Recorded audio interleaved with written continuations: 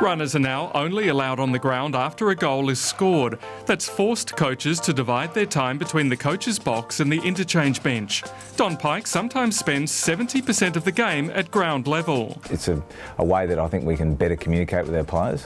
The challenge is being able to see the game from down there, because it is a different level, but I've got great trust in the assistant coaches, and Scott Camporelli looks after our structural stuff to be able to give me the feedback I need down there. Don Pike going down to the ground already. He's been experimenting with coaching from the boundary like so many of the coaches do.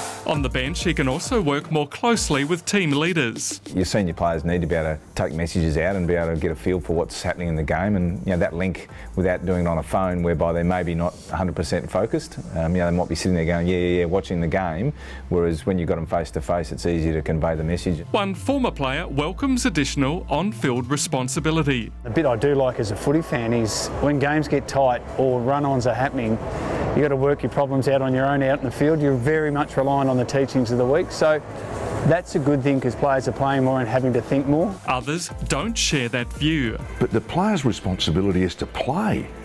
Not to see, oh look, he's not the right spot or he's not the right spot.